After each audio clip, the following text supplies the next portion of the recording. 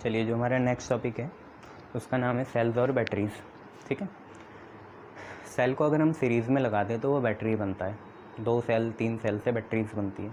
पर ये मैंने आपको पहले ही बताया था कि एक अगर 12 वोल्ट की बैटरी और हम 12 सेल लगा दें 1 वोल्ट के, तो वैसा काम नहीं बन पाएगा क्योंकि उसका रेजिस्टेंस बहुत हाई हो जाता है।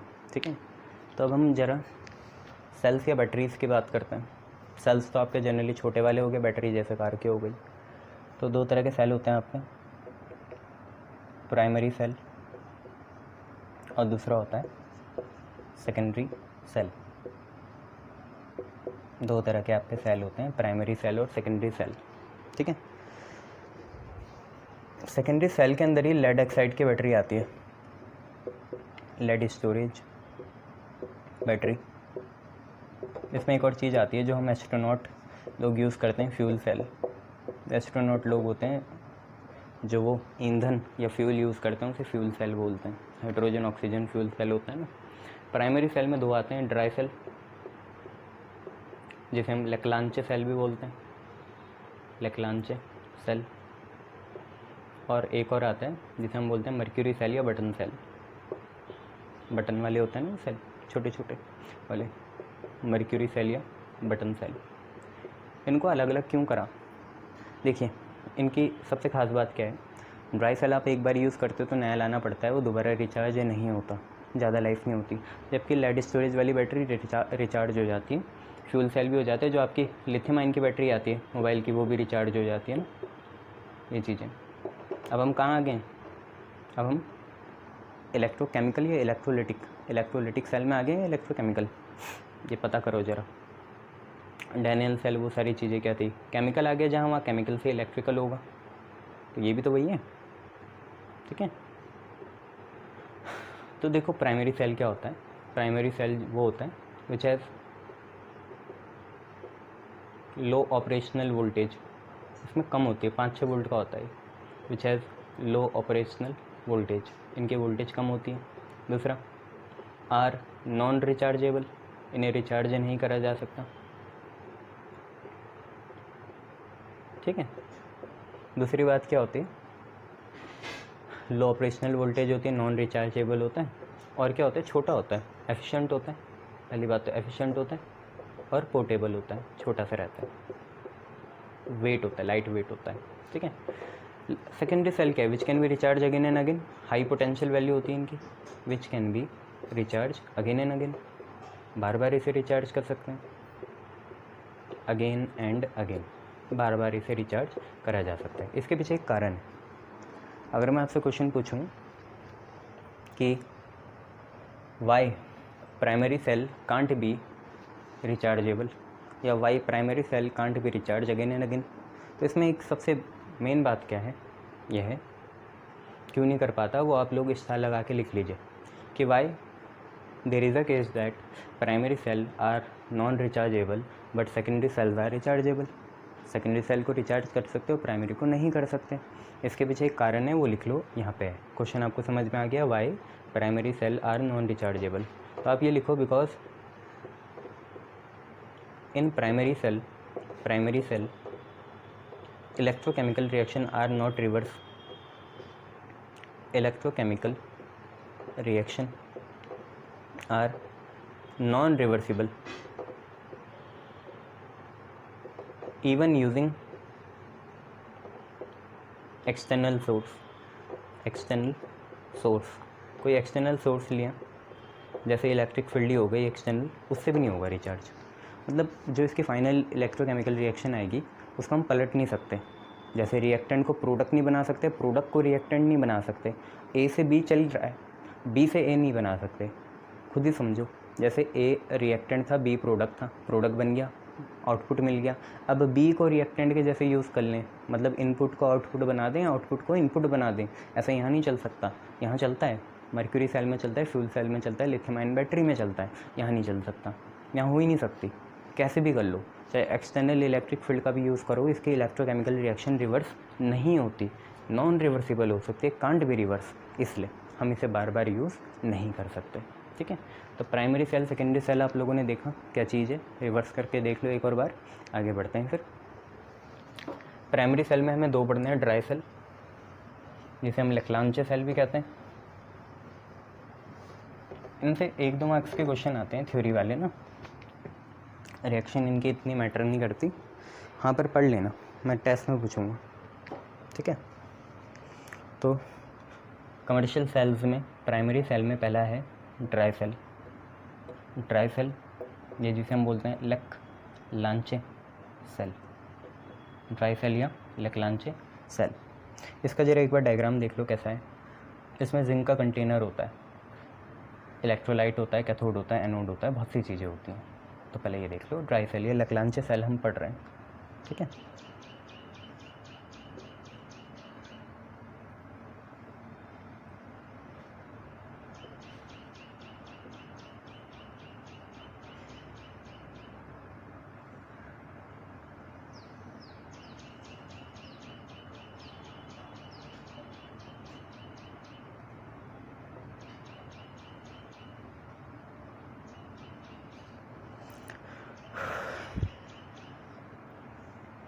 ऐसे इसकी एक आउटलाइन होती है, ये रही, ठीक है। ये वाली चीज़ प्लस होती है, ये वाली चीज़ माइनस होती है। हालांकि आप लोगों को बचपन से पता है जो बाहर निकला होता है वो प्लस होता है, अंदर वाला माइनस होता है, पर डायग्राम इसका ऐसे ही बनता है ना, ऊपर नीचे को कोई हिसाब नहीं होता। चाहे वो दिखते बाहर से एक जैसे हैं एल्युमिनियम के रंग के, पर ऐसा नहीं होता है ना। देखो ये चीज़ आपकी मैग्नीज ऑक्साइड प्लस कार्बन होती है, अभी पता चलेगा क्या चीज़ है। Manganese oxide plus carbon, carbon कौन सी फॉर्म वाला, प्योर फॉर्म वाला, कोक यूज़ करेंगे। इसके अंदर जो ये चीज़ है इसमें होता है ग्रेफाइट रॉड, ग्रेफाइट रॉड, ये कैथोड के जैसे काम करता है। जो वॉल होती है वो जिंक की होती है, जिंक का कंटेनर होता है, ये हमारा एनोड के जैसे काम करता है। और जो मेन केमिकल होता है, जो वो तुम फोड़ भी देते हो बाहर काला सा सफ़ेद सा निकलता है, वो वेट पेस्ट होता है, गीला सा होता है ना, वेट पेस्ट होता है किसका, अमोनियम क्लोराइड और जिंक क्लोराइड का, ठीक है। ये चीज़ याद रखना,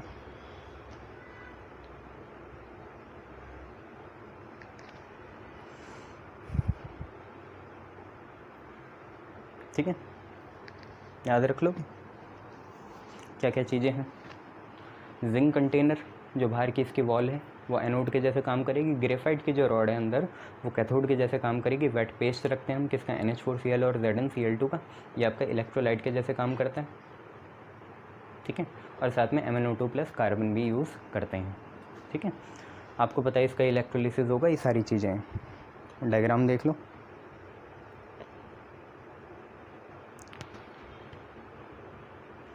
ये मेटल की कैप होती है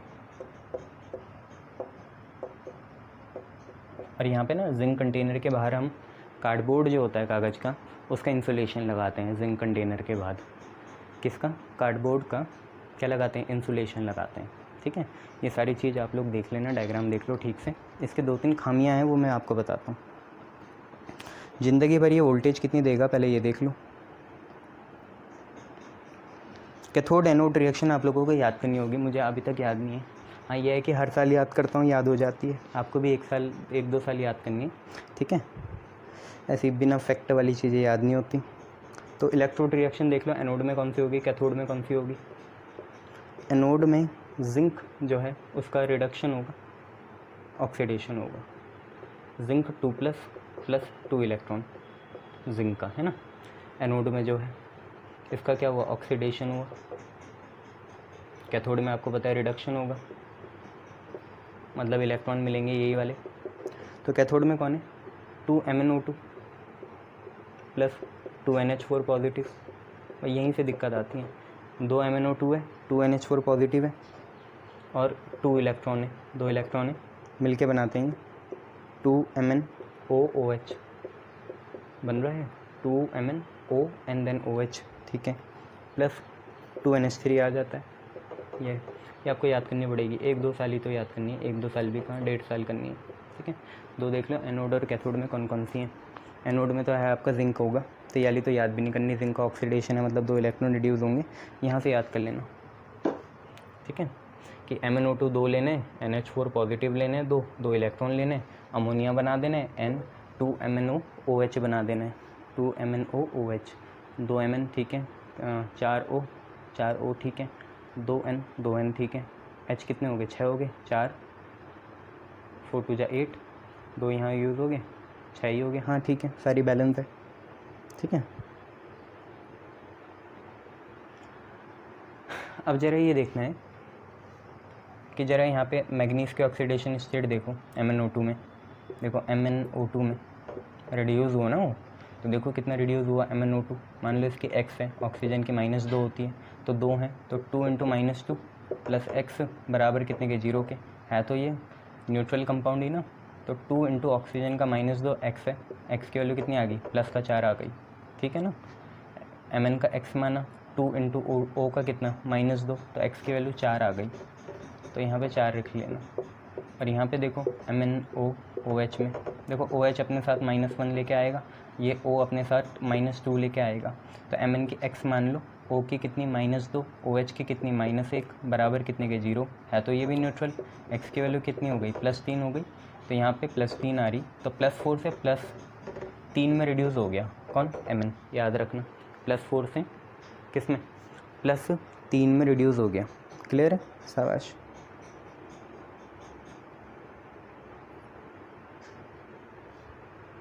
अब देखो इसमें एक सबसे मेन बात क्या है, एनोड कैथोड रिएक्शन तो तुम्हें याद हो जाएगी।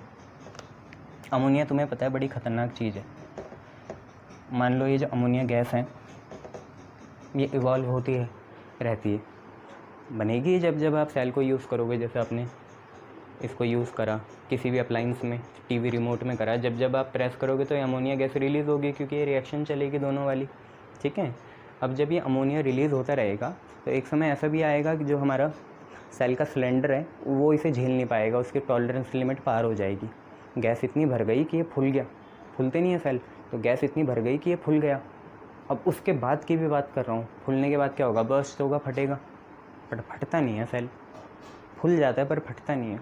ऐसा क्यों है, ये जो अमोनिया है ये इसका काम क्या है, एलिवेट होना, बाहर निकलना, तो ये बाहर जाना चाहेगी गैस। कोई भी गैस क्या है, जैसे आप ढक्कन खोलते हो CO2 इवॉल्व नहीं होती कोल्ड ड्रिंक की बॉटल से, तो हर कोई एस्केप करना चाहता है, तो ये भी एस्केप करना चाहेगी, इसे जगह ही नहीं मिलेगी तो ये फूलने लगेगी और एक समय बाद सेल बर्स्ट हो जाएगा। पर बर्स्ट से नहीं होता, फटता नहीं है, फूल जरूर जाता है। इसके पीछे एक कारण है। क्वेश्चन लिखते हैं कि during reaction of dry cell, during reaction of dry cell ammonia is continuously, ammonia is, ये क्वेश्चन है, continuously releasing but the cell doesn't burst, फटता नहीं है। इसके पीछे कोई कारण होगा, तो कारण देखो क्या है, जिंक 2+ जो है ना वो इस अमोनिया के साथ रिएक्ट कर जाता है। यस, इट डजंट बर्स्ट, फटता नहीं है। वाई, उसका कारण बताते हैं। जो ये जिंक 2+ है ना, NH3 के साथ रिएक्ट करता है। जिंक 2+ जो है NH3 के साथ रिएक्ट करता है, साथ में Cl2 भी था कहीं, MnO2, हाँ ZnCl2 था ना, तो जिंक क्लोराइड होता है ना, तो यहाँ ऐसे लिख लेते हैं। देखो असली में था ZnCl2 ना, तो जिंक 2+ निकला और 2Cl- निकला। ZnCl2 टूटेगा तो क्या बनेगा, जिंक 2+ और 2Cl-, वो यहाँ लिख लेते हैं। तो देखिए Zn 2+ है और 2Cl- है, ये दोनों रिएक्ट करते हैं और एक कोऑर्डिनेशन कॉम्प्लेक्स बनाते हैं, जो आपका एक चैप्टर भी है, ZnNH3 होल ट्वाइस Cl2, ये आपका एक कॉम्प्लेक्स बन जाता है। जब ये कॉम्प्लेक्स बन जाएगा तो अमोनिया तो यूज़ होगी ना, अब तो ये कॉम्प्लेक्स है, सिर्फ ग्रीन कलर का कॉम्प्लेक्स होता है। ठीक है, ये कॉम्प्लेक्स बन गया। अब ये कॉम्प्लेक्स क्या है, ये तो जमा हो जाएगा अंदर ही अंदर। फिर एक बार सेल काम नहीं करता तो आप ये जब सेल को तोड़ते होंगे बचपन में, तो काला पीला सा निकलता था ना, काला सफ़ेद सा, वो यही कॉम्प्लेक्स होता था, स्मेल भी आती थी उससे, तो यही चीज़ थी वो। तो इससे सर आपने ये कहाँ बताया कि जिंक मतलब NH3 जो रिलीज़ हो रही थी उससे बर्स्ट नहीं हुआ, तो सिंपल सी बात है। देखो NH3 जो थी, जो बर्स्ट करना चाह रही थी, वो तो यूज़ होगी ना, वो अब कॉम्प्लेक्स बन गई। अब वो सॉल्ट फॉर्म में, कोऑर्डिनेशन कंपाउंड फॉर्म में जमा होती रहेगी, बाहर निकलने का चांस ही नहीं है। NH3 अब फ्री कहाँ है, NH3 तो कॉम्प्लेक्स बनाने में यूज़ हो गई, अब NH3 फ्री नहीं है, ठीक है, ये याद रखना। इसका नाम बोलना तो बहुत आसान है, क्लोरीन अभी सीख लोगे, क्लोरीन माइनस है तो ये प्लस होगा, तो आप बोलोगे डाई, NH3 है, di amino, AMMINO, di amino zinc. इसके साथ यहाँ पे इसकी वैलेंसी कितनी होगी, यहीं से निकालेंगे 2+, तो जिंक सेकंड क्लोराइड, ठीक है, di amino zinc second chloride, याद रखना। क्लियर, शाबाश।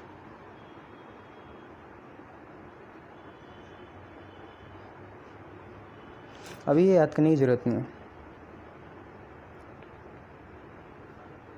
अच्छा, इस ड्राई सेल का EMF कितना होता है ये एक बार देख लो, लगभग ये 1.2 से 1.5 वोल्ट के बराबर होता है, ठीक है। अब इसमें एक आखिरी क्वेश्चन है, एक क्वेश्चन तो ये हो गया। अच्छा, इसका नाम भी याद मत रखना, ऐसी कोई बड़ी बात नहीं है, जब कोऑर्डिनेशन कंपाउंड पढ़ोगे तब तुम्हें इससे भी बड़े बड़े नाम याद हो जाएंगे। तो अब इसमें एक चीज़ है कि ड्राई सेल हमेशा काम क्यों नहीं करता। हाँ, मैं कैमरा वाले सेल की बात नहीं कर रहा, वो दिखते ऐसे हैं पर उसके अंदर कुछ और चीज़ें होती हैं ना, मैं ड्यूरा सेल की बात कर रहा हूँ। तो आप पे क्वेश्चन आ सकता है, why dry cell doesn't work for long time, doesn't work for long time. देखो, अब तो तुम पे फ़ोन हो गया, हमारे टाइम में एक गेम आता था ऐसा वाला, यूँ एक गेम होता था, उसमें 9999 गेम होते थे, हाथ से खेलते थे हम लोग ऐसे, ठीक है, बहुत सारे गेम होते थे उसमें। टेट्रीज होता था, मारियो तो नहीं होता था, और भी होते थे, गैलेगा होता था। तो उसमें सेल बहुत जल्दी ख़त्म हो जाता था, 2-3 दिन ही चलता था, 5 रुपये वाला। तो why dry cell doesn't work for long time, तो इसके पीछे एक रीज़न होगा, या तो केमिकल यूज़ हो जा रहा होगा, और या तो वो पूरा सेल ही ख़राब हो जा रहा होगा। तो यही कारण है। देखो, आपने कहीं देखा था कि ड्राई सेल के अंदर NH4Cl होता है, या NH4Cl जो होता है एसिडिक नेचर का होता है, NH4Cl जो होता है एसिडिक नेचर का होता है, तो एसिड के नेचर का है ये, तो ये कोरोजन करेगा जो आप पढ़ रहे हो। तो ये क्या करता है, वो जिंक की जो वॉल बना रखी थी ना आपने, ये NH4Cl उस जिंक वॉल को कोरोड करने लग जाता है, ख़राब करने लग जाता है, गलाने लग जाता है, जिसकी वजह से वो पिचक जाता है। अब अगर लीक होगा तो वो ऑक्सीडाइज होगा, गलाने लगेगा तो थोड़े पोर्स बनेंगे जिससे लीक होगा, ऑक्सीडाइज होगा। ऑक्सीडेशन की वजह से क्या होगा, अब उसकी रिएक्शन हॉल्ट हो जाएगी, क्योंकि ऑक्साइड प्रोडक्ट तो हमें चाहिए ही नहीं, हमें रस्टिंग चाहिए ही नहीं, और हो रही है, दैट्स वाई, है ना, अनडिज़ायरेबल है वो, पर हो रही है। NH4Cl के बिना तो काम ही नहीं चलता। आप एक मेजर सजेस्ट करना कि NH4Cl की जगह हम क्या यूज़ कर सकते हैं। 150 साल से यही कर रहे हैं। प्रिमिटिव भी होती थी, आपको बताया था मैंने, बैटरी ना। तो NH4Cl is of acidic nature, therefore it corrodes walls of zinc container की वॉल्स को ये क्या कर देता है, corrode कर देता है, due to which unwanted oxidation take place. जब हम ऑक्सीडेशन चाहते नहीं है वो हो जाता है, unwanted oxidation takes place and reaction lose its efficiency, reaction इतनी एफिशिएंटली काम नहीं करती। ये सबसे मेन है, ZnH4Cl corrode the wall of zinc container. उसके बाद सारी राम कहानी है, and reaction lose its efficiency, reaction बोल लो या सेल बोल लो, जो भी आपको बोलना है, cell reaction loses its efficiency. अब 100% काम नहीं करेगी, आधे केमिकल तो ऑक्सीडाइज हो गई, ऑक्साइड बना दिया, ठीक है। तो ये याद रखना, ड्राई सेल है। क्लियर, शाबाश। अब देखो, एक और होता है मर्क्यूरी सेल, वो कैसा होता है, इसमें ही आएगा दूसरा जिसे बटन सेल भी कहते हैं। मर्क्यूरी सेल, ये भी प्राइमरी सेल है, इसे भी एक बार लगाते हो, जैसे घड़ी का सेल होता है, मर्क्यूरी सेल या बटन सेल, ये चीज़ें। देखिए बनता कैसा है, बनेगा तो वैसे ही, कुछ होता नहीं है इसमें, ऐसा बन गया। अब यहाँ मर्क्यूरी है तो HgO और KOH रहता है, वहाँ क्या था, NH4Cl और ZnCl2। देखो यहाँ पे भी जिंक का कंटेनर होता है, जिंक कंटेनर, जिंक हमेशा एनोड, और यहाँ पे कार्बन होगा कहीं, ये रहा, ये जो कार्बन है, कार्बन ये कैथोड के जैसे काम करेगा, याद रखना। जिंक कंटेनर एनोड और कार्बन काम करेगा कैथोड के जैसे। आपको ये बताइए कहाँ कहाँ यूज़ होती है, रिस्ट वॉचेज़ में होती है, ये है, ठीक है भाई। सबसे मेन बात है, अभी मैं आपको एक चीज़ बताऊंगा, पहले इसके एनोड रिएक्शन लिख लो। एनोड रिएक्शन क्या है, zinc plus 2OH minus gives us ZnO plus H2O plus 2 electron. देख रहे हो, जिंक ZnO बन गया। जिंक की यहाँ ऑक्सीडेशन स्टेट कितनी है, 0, यहाँ कितनी आ जाएगी, +2। बड़ी या घटी, 0 से +2 हो गई, बड़ी ना। अगर किसी रिडॉक्स रिएक्शन में, रिडॉक्स भी नहीं है, पूरी हाफ सेल रिएक्शन में ऑक्सीडेशन नंबर बढ़ जाए, जैसे यहाँ ऑक्सीडेशन नंबर बढ़ गया तो ऑब्वियसली ऑक्सीडेशन होती है। और एनोड है तो एनोड में भी क्या होता है, ऑक्सीडेशन ही होता है। जिंक की यहाँ क्या हो गई, 0 से +2 हो गई, जबकि वहाँ +4 से +3 हुई थी, किसकी, मैग्नीज की, याद रखना। एनोड हो गया, देन कैथोड देखो, कैथोड में क्या है, कैथोड में HgO H2O 2 electron gives Hg plus 2OH minus. तो Hg में देखो क्या हुआ, ये O होता है 2 माइनस, तो ये होगा 2 प्लस ये 0 बन गया। तो बढ़ा या घटा भाई, +2 से 0 हुआ, घटा ना।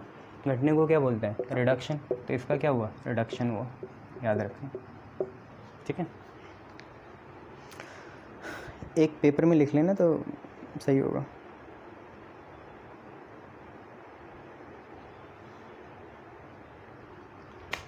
अब देखो एक चीज़, फाइनली जब मैं ओवरऑल रिएक्शन इसकी लिखूँगा, ओवरऑल रिएक्शन, तो होगा क्या, होगा ये, आप ध्यान से देखो, 2OH माइनस यहाँ पे कौन सी साइड है, लेफ़्ट, यहाँ पे 2OH माइनस कौन सी साइड है, राइट, कैंसिल होंगे भाई। इसको इससे ऐड करोगे और उसको इससे ऐड करोगे, 2OH माइनस यहाँ कौन सी साइड है, लेफ़्ट, यहाँ पे राइट, कैंसिल।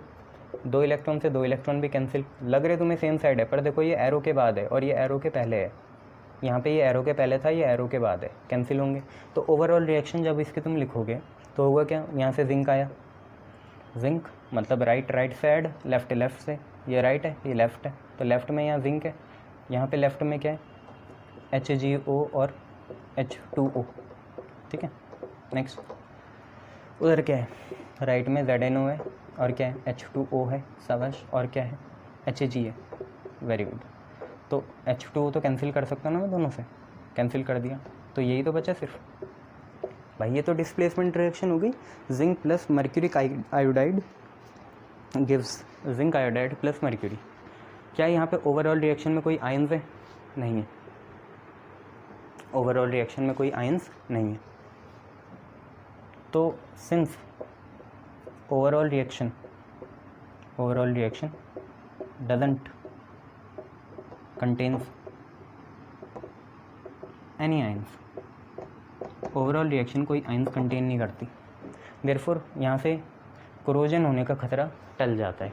हम यहाँ से इलेक्ट्रोकेमिकल रिएक्शन को रिवर्स अभी भी नहीं कर सकते हैं, पर कोरोजन का खतरा टल गया, मतलब अब वॉल्स कोरोड नहीं होगी, ये जो जिंक वाली वॉल्स हैं ये कोरोड नहीं होगी। कोरोड नहीं होगी, इसकी वजह से वो अपनी फुल एफिशिएंसी में काम करेगा, तो ज़िंदगी भर वो एक कांस्टेंट वोल्टेज देगा, क्योंकि उसे रोकने वाला या उसकी एफिशिएंसी को हॉल्ट करने वाला, रिड्यूस करने वाले आयंस है ही नहीं, अब कोई रोकने वाला है ही नहीं। तो जब तक काम करेगा तब तक एक फ़िक्स वोल्टेज देगा, जब तक काम करेगा तब तक एक फ़िक्स वोल्टेज देगा, ठीक है। क्योंकि ओवरऑल रिएक्शन में कोई आयंस नहीं है, therefore since overall reaction doesn't contain any ions, therefore this cell gives constant voltage throughout its life। अपनी पूरी ज़िंदगी के उसमें ये कांस्टेंट वोल्टेज देगा, कितने की, 1.35 वोल्ट की, कितने वोल्ट की देता है, कांस्टेंट वोल्टेज, ठीक है, ये याद रखना, क्लियर है, शाबाश। बस इसमें और कुछ है नहीं, थ्रू आउट इस लाइफ इतनी चीज़ें थी इसमें, ठीक है, शाबाश। अब लेड स्टोरेज बैटरी करना है। चलिए, जो नेक्स्ट है हम पे वो सेकेंडरी सेल है। सेकेंडरी सेल आप लोगों को पता ही चल गया था क्या चीज़ है। सेकेंडरी सेल को हम रिचार्ज कर सकते हैं, तो इसमें हमें एक ही पढ़ना है जिसका नाम है लेड स्टोरेज सेल। ठीक है, देखो ये क्या होता है, इसमें हम बहुत तरह के सेल्स के कॉम्बिनेशन लगाते हैं तब यह बैटरी बनती है लेड स्टोरेज की। ठीक है, रहते हैं एक जैसे, कुल मिला के 12 वोल्ट की बैटरी बनती है। ठीक है, इसमें क्या है, थोड़ा कॉम्प्लेक्स डायग्राम है। देखो ये जो लाइंस वाले हैं, लाइंस वाले, क्रॉस वाले नहीं, लाइंस वाले जो बाहर हैं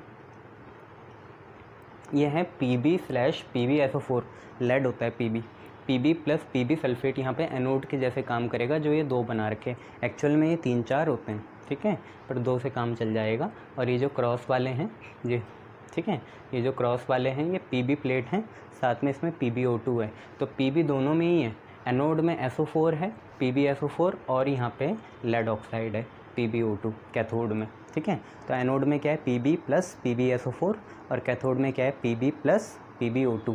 ठीक है, कनेक्शन करा, दोनों कंटेनर को जोड़ा, ऐसे वाले और क्रॉस वाले को भी दोनों को जोड़ा, एक को प्लस बोल दिया, एक को माइनस बोल दिया। माइनस होता है एनोड ऑक्सीडेशन, प्लस होता है कैथोड रिडक्शन। ठीक है, इसके हमने एक ऐसा भी आपको दिखा दिया है ना, सेल नोटेशन टाइप।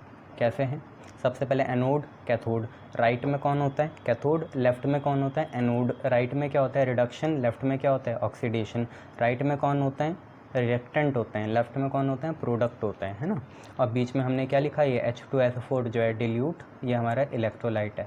ठीक है, 38% लेते हैं, समझ गए, 38 ग्राम ये होगा, और बाकी जितना है आपका लगभग 62 ग्राम्स आपका वाटर होगा डिल्यूट फॉर्म में। ठीक है, अभी हम बात करते हैं जब हम इस लेड को यूज़ कर रहे हैं, इस बैटरी को यूज़ कर रहे हैं, मतलब डिस्चार्जिंग कर रहे हैं, इससे हम एनर्जी ले रहे हैं। तो डिस्चार्जिंग का टाइम देखें, एनोड की रिएक्शन देख लो क्या है, PB plus sulphate ion gives PbSO4।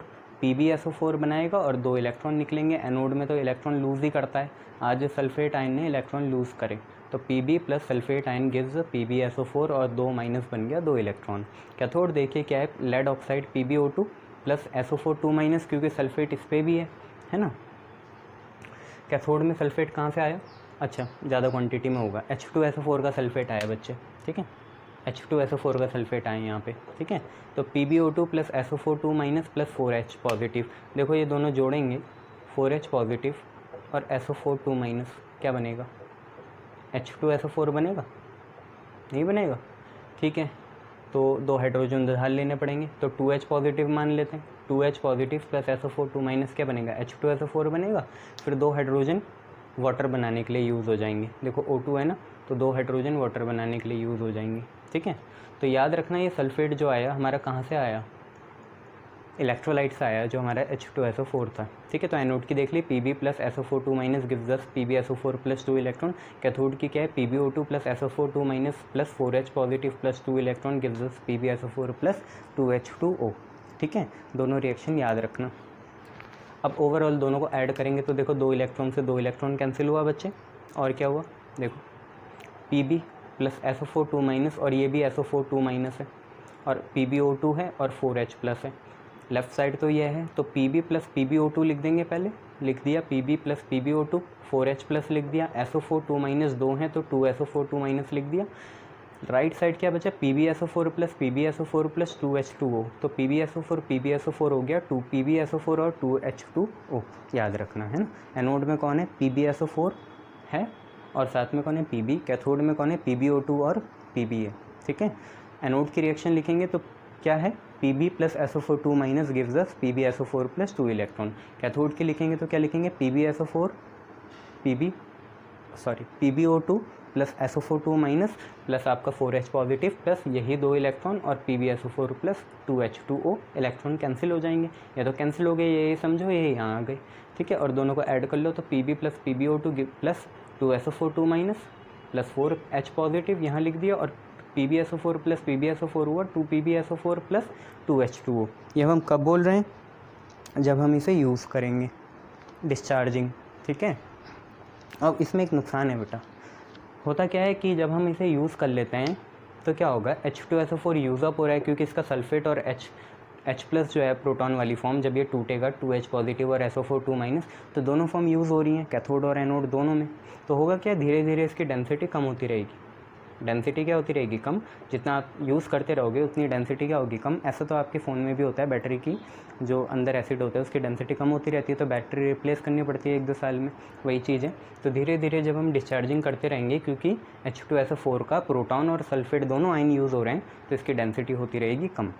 और जैसे जैसे डेंसिटी कम होगी तो एक थ्रेशोल्ड लिमिट है, जब भी डेंसिटी 1.2 ग्राम पर ml को टच कर जाएगी, होती इससे ज़्यादा है जब इतनी कम हो जाए, 1.2 ग्राम पर ml हो जाए, तो ये रिएक्शन बंद हो जाएगी। तब आप डिस्चार्जिंग नहीं कर सकते, चाहे आप लगा के रखो, कुछ भी करो, नहीं होगी डिस्चार्जिंग।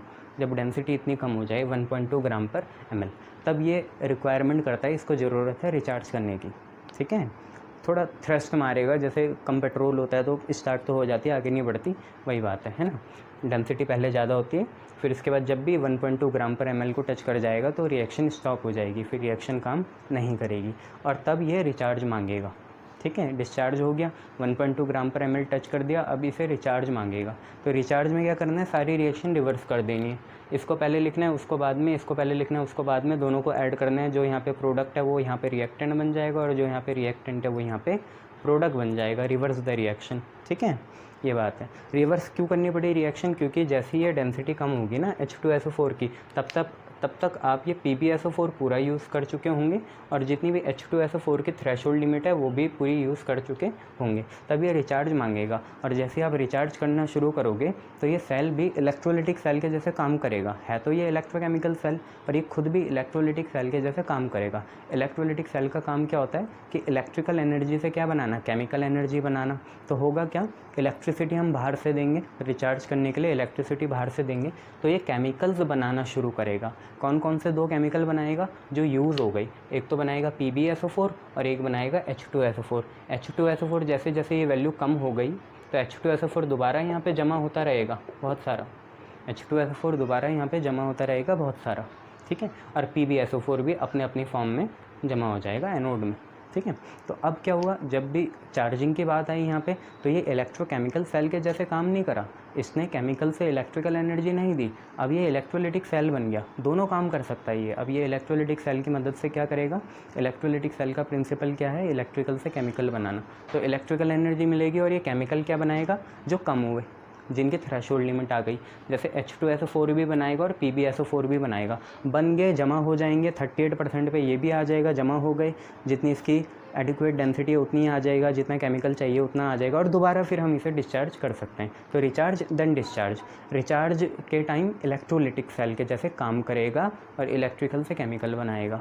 ठीक है, और डिस्चार्ज के टाइम इलेक्ट्रोकेमिकल सेल के जैसे यूज़ होगा, इलेक्ट्रोलिटिक नहीं होगा, इलेक्ट्रोकेमिकल होगा और हम केमिकल से इलेक्ट्रिकल एनर्जी बनाएंगे। रिचार्जिंग का टाइम क्या होगा? जो केमिकल यूज़ हो गए वो दोबारा बन जाएंगे, जैसे H2SO4 और PbSO4। क्या थ्रेशोल्ड लिमिट है? जब भी H2SO4 की डेंसिटी 1.2 ग्राम पर ml को टच कर जाएगी तो रिएक्शन खुद स्टॉप हो जाएगी और ये रिचार्ज मांगेगा। तो फिर आपको लगाना पड़ेगा इसे रिचार्ज में, और जब भी रिचार्ज में लगाएंगे तो ये इलेक्ट्रोलिटिक सेल के जैसे बिहेव करेगा और जो भी केमिकल यूज़ हुए होंगे, जो भी केमिकल आपके यूटिलाइज हो गए, उनको ये दोबारा रिचार्ज कर देगा। कौन से वो 2 केमिकल हैं? H2SO4 और PbSO4। रिएक्शन कैसे लिखनी है रिचार्जिंग की? सारी चीज़ें रिवर्स कर देना। जो रिएक्टेंट है वो आप प्रोडक्ट के फॉर्म में लिखना और जो प्रोडक्ट है अब वो रिएक्टेंट के फॉर्म में लिखना। ठीक है, शाबाश। ये है आपका लेड स्टोरेज बैटरी। क्लियर? बहुत बढ़िया। अब हम एक और देखेंगे, एक ऐसा सेल देखेंगे जो सीधा हीट से इलेक्ट्रिकल एनर्जी बनाता है, जो सीधा हीट एनर्जी से इलेक्ट्रिकल एनर्जी बना देता है। जो भी आपकी गैस रिलीज़ हो तो हीट निकलेगी, उससे आपकी इलेक्ट्रिकल एनर्जी बना देगा। तो वो होता है फ्यूल सेल। फ्यूल सेल आपको पता ही है कहाँ यूज़ करते हैं? एस्ट्रोनॉट लोग यूज़ करते हैं इसे। किस चीज़ में? क्या बोलते हैं उसे? रॉकेट्स में, एरोनॉट्स स्पेसशिप्स में यूज़ करते हैं। ठीक है, फ्यूल सेल ये एक डिवाइस है जो क्या करती है? जो कन्वर्ट करती है किसको? हीट एनर्जी को। किस में? इलेक्ट्रिकल एनर्जी में। इलेक्ट्रिकल एनर्जी में कन्वर्ट करती है। ठीक है, कैसे करती है वो देखो, पहले डायग्राम देख लो। इसमें दोनों इलेक्ट्रोड कॉपर कार्बन के ही होता है ना। एक सबसे ब्रीफ सा डायग्राम बनाएंगे इसका। वाटर का इनलेट होता है। वाटर यहाँ पे क्या है? वाटर यहाँ पे आउटपुट है हीट के साथ, है ना, वाटर। यहाँ पे एक इनलेट होता है हाइड्रोजन के लिए, एक इनलेट होता है ऑक्सीजन के लिए, 2 इनलेट होते हैं। ये मैटर नहीं करता किस हाइट पे है ना। एक तरफ से हाइड्रोजन गैस अंदर आएगी और एक तरफ से O2 गैस अंदर आएगी, बीच में इलेक्ट्रोड लगाते हैं और दोनों रिएक्ट करके वाटर बना देती है। फिर ये वाटर दोबारा डिसोसिएट होकर हाइड्रोजन और ऑक्सीजन बनाते हैं, तो रिवर्स रिएक्शन भी यहाँ चलती है। ठीक है, 2 इलेक्ट्रोड हमने बना लिए।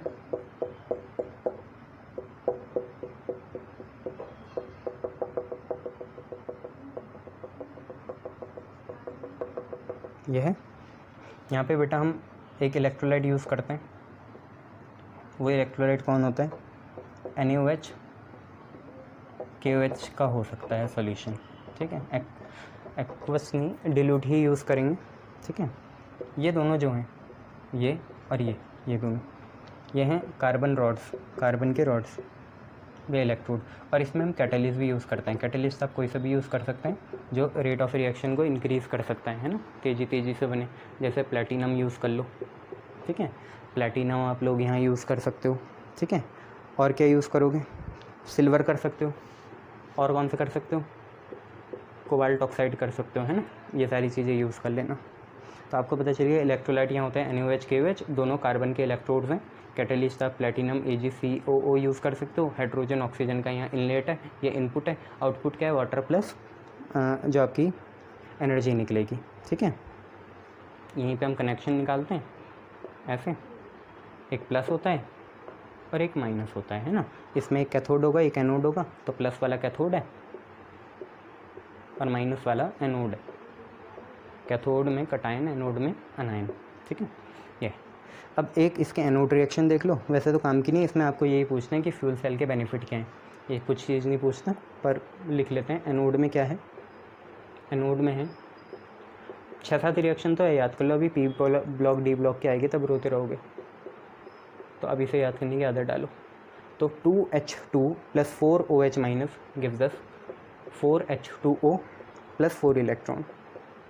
और कैथोड रिएक्शन क्या है? कैथोड में है O2 + 2H2O + 4 electron gives us 4OH minus. देख लो दोनों एक जैसी हैं। ठीक है, 2H2 + 4OH minus gives us 4H2O, 4 electron, 2H2O, फिर वही 4 इलेक्ट्रॉन। ये अब ये कैंसिल होंगे ओवरऑल में। और क्या कैंसिल हो सकता है? ये होगा कैंसिल, हाँ, ये दोनों भी अपोजिट साइड है। तो ओवरऑल रिएक्शन यार वही आएगी जो वाटर गैस की रिएक्शन होती है, प्रोड्यूसर गैस की। क्या होती है? 2H2 + O2, 2H2O2। इधर कितना है? 2H2O, और उधर कितना है? 4H2O। तो क्या होगा? ये 2 इधर जाएगा तो 4 - 2 2 हो जाएगा। तो अब कुल मिला के यहाँ पे 2H2O आएगा। तो ये प्रोड्यूसर गैस की रिएक्शन होती है। आपने पहले भी पढ़ी है क्लास 11th में, अब भी देख लो, है ना। हाइड्रोजन में पढ़ी होगी आपने। 2H2 + O2 gives us 2H2O। ठीक है, इसके आप यार वो लिख सकते हो एडवांटेजेस क्या हैं, वो मेरे को बताने नहीं चाहिए। आपको इसका एडवांटेजेस पता होने चाहिए कि ये पॉल्यूशन फ्री होता है, हाईली एफिशिएंट होता है, कंटिन्यूस सोर्स होता है, एफिशिएंसी बहुत अच्छी होती है इसकी 95%। तो ये सारी चीज़ें आप लिख सकते हो, है ना। इसका एडवांटेजेस लिख लो ओवर कन्वेंशनल सेल। जो आपके कन्वेंशनल सेल होते हैं या फ्यूल होते हैं, उस पर क्या एडवांटेजेस हैं इसके? तो एडवांटेजेस ये हैं भाई कि एक तो ये पोल्यूशन फ्री होता है, क्योंकि जो इसका प्रोडक्ट है वो वाटर है, और वाटर कैसा होता है? नॉन पॉल्यूटेड होता है। ठीक है, वाटर हमारे लिए कोरोसिव नहीं होता इतना। ठीक है, हाँ, मिनरलाइज फॉर्म में हो तो दिक्कत है, डिस्टिल वाटर फॉर्म में हो तो दिक्कत है। पॉल्यूशन फ्री होता है पहली बात। जो इसका प्रोडक्ट निकल रहा है, जो H2O हमारा प्रोडक्ट है ना, और H2O प्रोडक्ट नॉन टॉक्सिक होता है इसलिए, है ना। दूसरी बात ये क्या है? एफिशिएंट है, बहुत सारा एफिशिएंट है। इसकी एफिशिएंसी लगभग 95% होती है, मतलब इनपुट टू आउटपुट रेशियो लगभग 95% है। और क्या है? कंटिन्यूस काम कर सकता है, कंटिन्यूसली काम कर सकता है, कंटिन्यूसली काम कर सकता है। और कुछ आ रहा है? पॉल्यूशन फ्री हो गया, एफिशिएंसी हो गया, कंटिन्यूसली काम कर सकता है। और कुछ चीज़ सोचो, एफिशिएंट हो गया, सारी चीज़ें होगी ना। तो 2-3 ऐसे ही लिख लेना। और क्या लिखोगे? बस हो गया, 3 हो गए, है ना। तो हाइड्रोजन ऑक्सीजन फ्यूल सेल भी आपका ख़त्म हो गया। हम मान सकते हैं कि ये चैप्टर ख़त्म हो गया है, पर कुछ वेरी शॉर्ट आंसर के क्वेश्चन कर लेते हैं इसमें, और ये चैप्टर ख़त्म होता हुआ आपका है। ये वेरी शॉर्ट आंसर के कुछ क्वेश्चन कर लेना इसमें, बस अब ये ख़त्म हो जाएगा। ख़त्म हो ही गया है लगभग, अब क्या करोगे, है ना।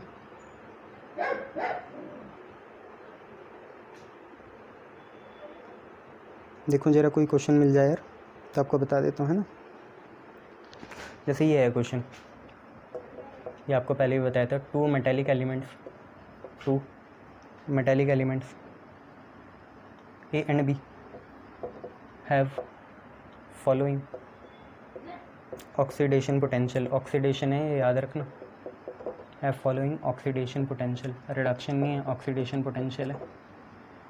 कितना है, ए की वैल्यू है 0.40 वोल्ट, बी की वैल्यू है -0.80 वोल्ट, ठीक है। इसके बाद है what do you expect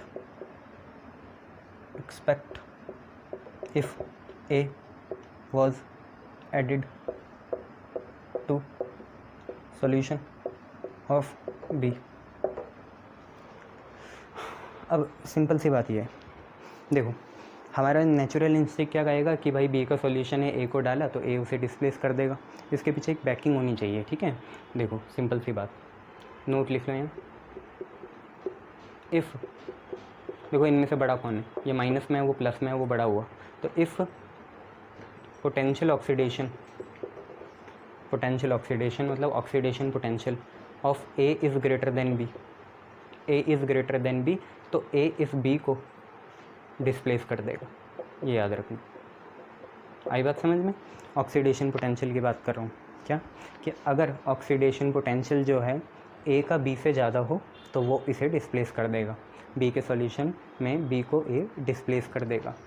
तो आप सिर्फ ये लिखना, पहले तो ये लिख लेना नोट डाल के, सिंस कि oxidation potential of A is greater than B, A का प्लस है उसका माइनस है, therefore A will displace B, A जो है बी को डिस्प्लेस कर देगा। रीज़न आपको पता ही है कि since oxidation potential of A is greater than B, A का पॉजिटिव है बी का कैसा है नेगेटिव है, इस वजह से ये हो पाया, ठीक है। ये लिख लेना, चलो बहुत बढ़िया। अब ये नेक्स्ट क्वेश्चन,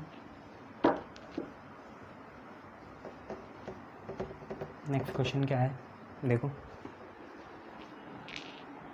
नेक्स्ट क्वेश्चन है कि वेल निकल डिस्प्लेस, निकल है displace copper from 1 molar CuSO4, ये उसी के जैसा होगा। ई डिग्री दे रखा निकल का,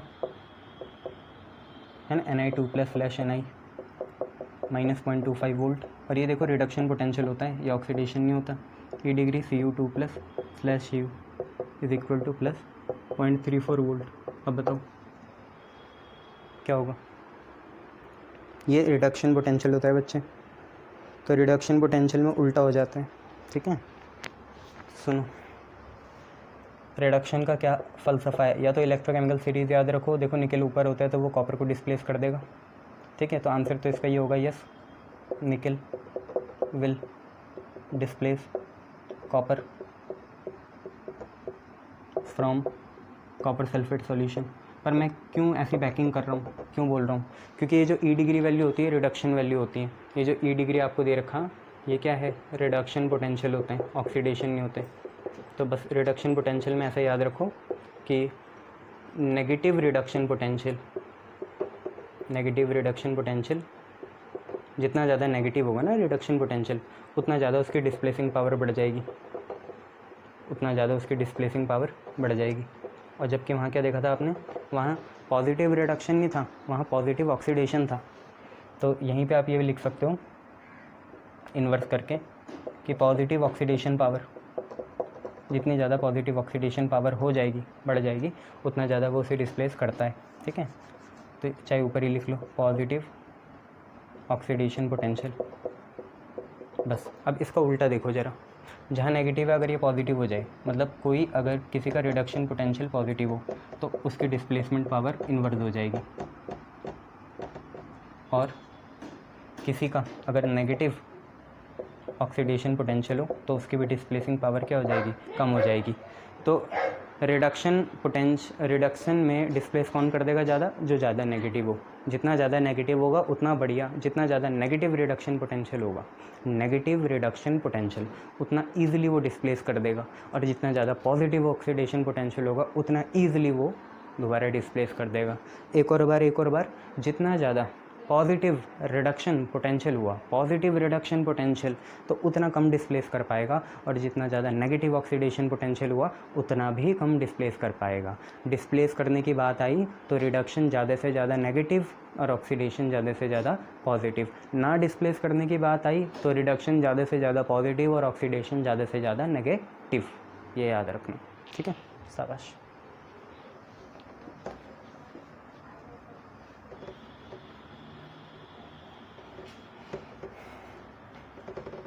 चलो बहुत बढ़िया।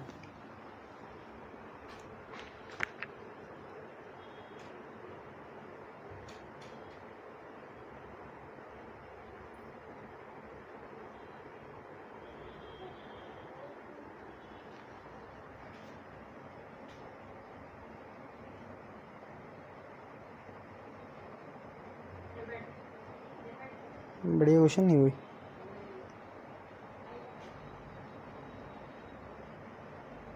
चलो मैं एक ना आपको ये बता देता हूँ, अलग अलग सेल का ना एक टेबल बना लेते हैं ना, आप लोगों के लिए बढ़िया रहेगा। सेल्स लिखेंगे यहाँ, कैथोड लिख लेंगे यहाँ, आपको एक ही बार टेबल में याद हो जाएगा ना। एनोड लिख लेंगे यहाँ और इलेक्ट्रोलाइट लिख लेंगे यहाँ। इलेक्ट्रोलाइट, सेल्स, कैथोड, एनोड और इलेक्ट्रोलाइट एक ही बार, है ना। सबसे पहले जैसे ड्राई सेल आ गया तो आपको कैथोड पता होना चाहिए, कार्बन ग्रेफाइट यूज़ करते हैं। एनोड क्या करते हैं, जिंक यूज़ करते हैं। और इलेक्ट्रोलाइट MnO2 प्लस कार्बन और NH4Cl प्लस ZnCl2। देखो प्राइमरी इलेक्ट्रोलाइट का यहाँ NH4Cl और ZnCl2 ही है, ठीक है। पर इसमें यह है कि MnO2 प्लस कार्बन जो है किसको टच करता है, ये ज़रूरी है। तो ये टच करता है कैथोड को, एम आई राइट? हाँ, ये कैथोड को करता है और ये NH4 और ZnCl2 एनोड को टच करता है। तो यहाँ इलेक्ट्रोलाइट की टचिंग की बात है। कॉम्प्लेक्स होती हैं चीज़ें पर याद कर लेंगे, है ना। बेसिक तो NH4Cl और ZnCl2 लिखना, क्योंकि हम सारी रिएक्शन, एक ट्रेंड होता है एग्जामिनर का भी, वो भी ऑक्सीडेशन के बेस पे बोलता है, ठीक है। चलो इसके बाद क्या आएगा, मर्क्यूरी सेल आएगा। मर्क्यूरी सेल जिसे बटन सेल भी कहते हैं। इसमें भी ग्रेफाइट होता है और जिंक होता है, पर यहाँ पेस चेंज हो जाता है, याद है ना। क्या होता है, HgO और ZnO नहीं, KOH, मर्क्यूरिक ऑक्साइड और पोटेशियम हाइड्रोक्साइड। इसके बाद क्या आते हैं, निकल कैडमियम सेल भी देख लो, एक है ना नया आया, निकल कैडमियम सेल। इसमें होता है निकल डाइऑक्साइड NiO2, साथ में होता है कैडमियम और साथ में यहाँ पे डालते हैं KOH सॉल्यूशन, ठीक है। ये तुम्हारे लिए नया है, nickel cadmium cell. Nickel cadmium की बैटरी सुनी होगी तुमने। तो कैथोड होता है निकल ऑक्साइड, एनोड होता है कैडमियम। एनोड सिर्फ एलिमेंट है देखो, और इलेक्ट्रोलाइट KOH। इसके बाद लेड स्टोरेज बैटरी होती है। तो लेड स्टोरेज बैटरी में यहाँ आता है PbO2, वहाँ पे क्या आता है Pb, और तुम्हें पता है साथ में क्या होता है PbSO4 भी होता है। इधर भी क्या होता है ना, यहाँ पे Pb होता है, यहाँ पे PbSO4 होता है, ठीक है। दोनों में Pb है। साथ में H2SO4 लेते हैं, कितना परसेंट, 38%, याद है ना, अभी करा।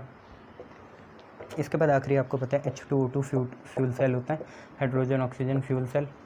इसमें दोनों कार्बन होते हैं, कार्बन कार्बन। पर एक में क्या होता है, एक में O2 पास होती है, दोनों कार्बन इलेक्ट्रोड होते हैं। एक में O2 पास होती है और एक से क्या पास होती है, हाइड्रोजन पास होती है, और फाइनली क्या निकलता है, वाटर निकलता है। यहाँ पे इलेक्ट्रोलाइट क्या बताया आपको, NaOH या KOH सॉल्यूशन डालते हैं, ठीक है। तो ये चीज़ आपको पता होनी चाहिए, देख लो। पांचों का है ये, है ना, देख लेना।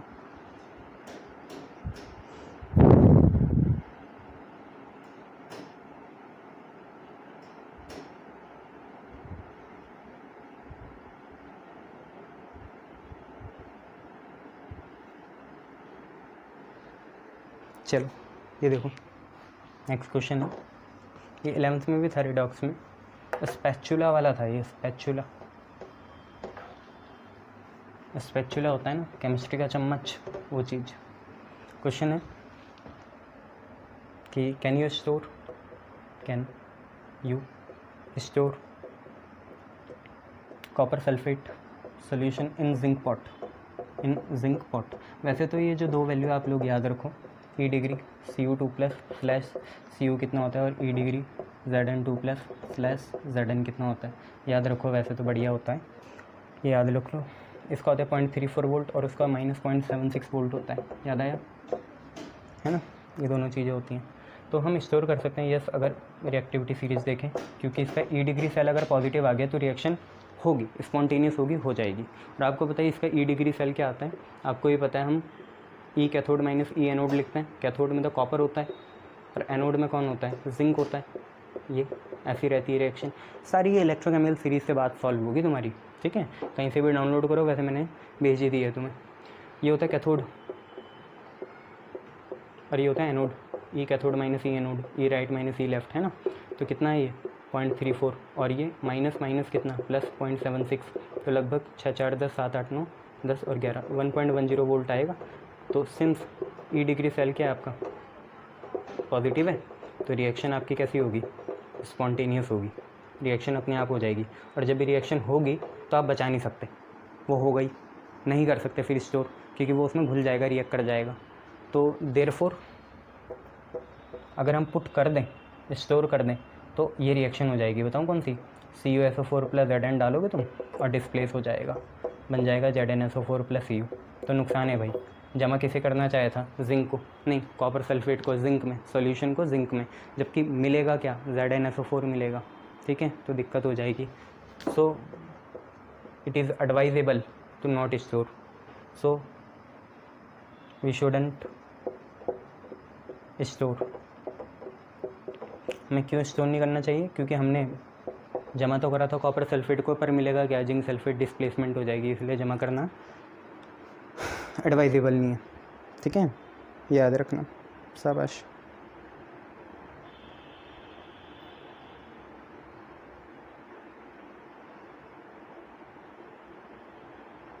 अच्छा, हाइड्रोजन के अलावा एक क्वेश्चन है कि suggest the material which can be use in fuel cell. Suggest a material which can be used in fuel cell, replacing hydrogen की जगह। Suggest materials that can be used in fuel cells instead of hydrogen. तो एक तो methanol बहुत ज़्यादा promising वो है, methanol आप लिख सकते हो। और क्या यूज़ कर सकते हो, कार्बन मोनोऑक्साइड कर सकते हो, मीथेन कर सकते हो। सबसे प्रॉमिसिंग यहाँ मिथेनॉल ही है, ठीक है, ये याद रखना। सबसे प्रॉमिसिंग यहाँ पे मिथेनॉल ही है। क्लियर, शाबाश।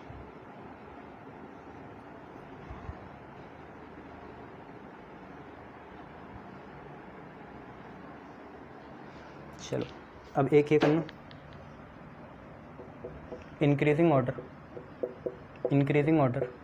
ऑफ रिड्यूसिंग पावर, ठीक है। आपको कुछ दे रहा हूँ, increasing order of reducing power में लगाना। जैसे के हो गया, के का दे रखा -2.93 वोल्ट में, है ना। Ag का दे रखा 0.80 वोल्ट में। फिर आपको दे रखा Hg का, वैसे तो होगा वही फॉर्म में Hg2+/Hg, है ना, वैसे 0.79 वोल्ट। फिर आपको दे रखा मैग्नीशियम -2.37 वोल्ट। फिर आपको दे रखा क्रोमियम कैसा होगा, Cr3+/Cr -0.74 वोल्ट। इनको रिड्यूसिंग पावर के इंक्रीजिंग ऑर्डर में लिखना है। अच्छा, रिड्यूसिंग पावर मतलब क्या हुआ कि कितनी ईजिली ऑक्सीडाइज हो जाए। भाई जो अच्छा रिडक्टेंट होगा वो उतनी आसानी से ऑक्सीडाइज हो जाएगा और उतनी ईजिली वो इलेक्ट्रॉन गेन करेगा, ठीक है। रिड्यूसिंग पावर मतलब जो जिसका ऑक्सीडेशन हो जाए, जो खुद रिडक्टेंट हो, ठीक है। तो आपको ये पता है भाई, जितना नेगेटिव उतना बढ़िया रिड्यूसिंग पावर, उतना कैपेबल वो रिड्यूसिंग एजेंट, है ना। तो मोर नेगेटिव, जितना ज़्यादा नेगेटिव पोटेंशियल होगा, ये तो हमने देखा अभी, जितना ज़्यादा नेगेटिव पोटेंशियल होगा उतनी ज़्यादा रिएक्टिविटी होगी, और रिएक्टिविटी या एबिलिटी क्या है, रिड्यूसिंग पावर। तो हमें इंक्रीजिंग ऑर्डर में लिखना है। तो सबसे आखिरी में सबसे ज़्यादा नेगेटिव आएगा और सबसे पहले सबसे बड़ा पॉजिटिव आएगा। तो सबसे बड़ा पॉजिटिव यहाँ कौन है? सबसे बड़ा पॉजिटिव सिल्वर है, तो पहले Ag आएगा। फिर इसके बाद इससे छोटा पॉजिटिव कौन है? इससे छोटा पॉजिटिव है Hg, फिर Hg आएगा। फिर इसके बाद अब सारे नेगेटिव वाले हैं, तो सबसे छोटा नेगेटिव कौन है? 0.74 मतलब क्रोमियम। फिर इसके बाद नेगेटिव कौन है? Mg। और सबसे ज़्यादा नेगेटिव कौन है? K। तो K यहाँ पे सबसे बढ़िया रिड्यूसिंग एजेंट होगा और सबसे ख़राब रिड्यूसिंग एजेंट कौन होगा? Ag। ये तो आप इलेक्ट्रोकेमिकल सीरीज़ से भी देख सकते हो इसे, है ना, पर ये सही रहेगा, है ना, K Mg Cr Hg Ag। ठीक है, ये याद रखना। शाबाश।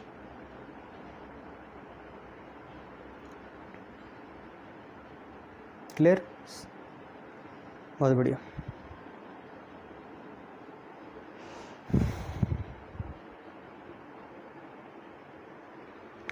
चलो अब मैं कुछ क्वेश्चन डिक्टेट कर रहा हूँ, सुनते रहना सब में। वेरी शॉर्ट आंसर है, लिख लेना। तो देखो, जैसे पहला क्वेश्चन है कि गैल्वेनिक सेल के इंटरनल सर्किट में कौन फ्लो करता है?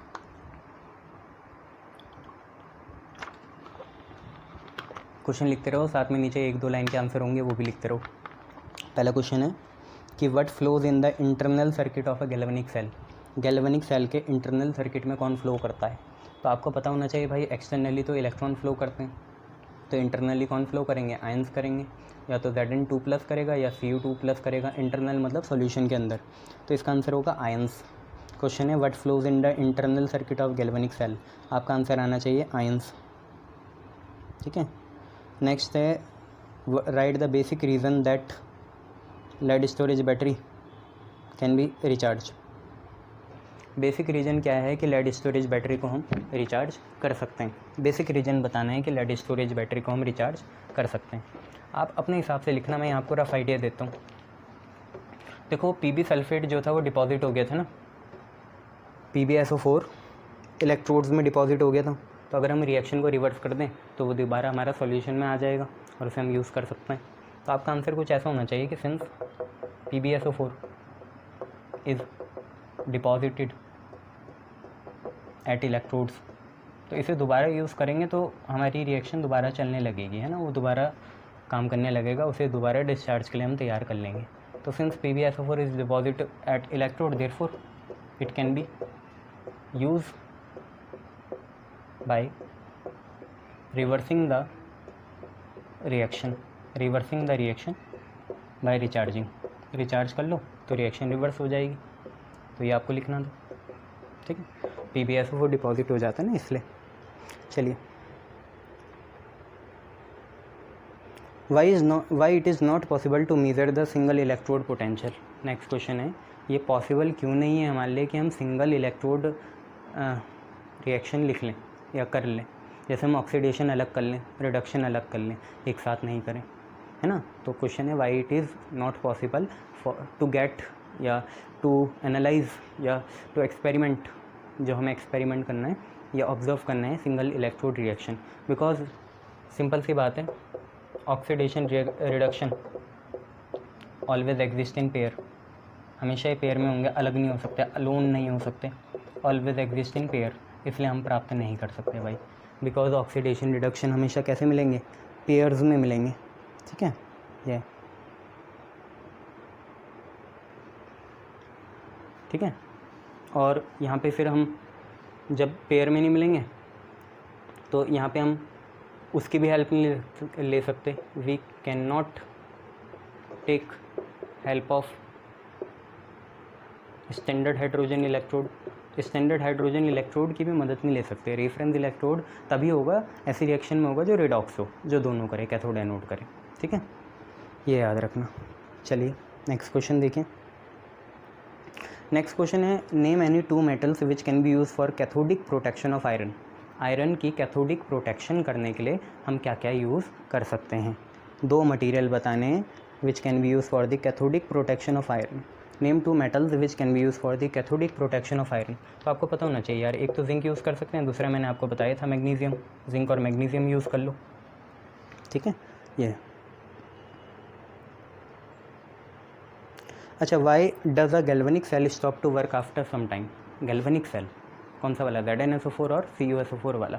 क्वेश्चन है why does the galvanic cell stops working after some time. ठीक है, ऐसा क्या होता है। देखो आपको पता है गैल्वेनिक सेल में दो चीज़ें बनती हैं, दो इलेक्ट्रोड होते हैं, एक होता है जिंक सल्फेट और एक होता है कॉपर सल्फेट। आपकी रिएक्शन चल रही है, बहुत बढ़िया, बीच में सॉल्ट ब्रिज है, बाहर इंटरनल ऐसे लगा हुआ है ना। तो क्या होगा with the passage of time, समय के साथ क्या होगा, with passage of time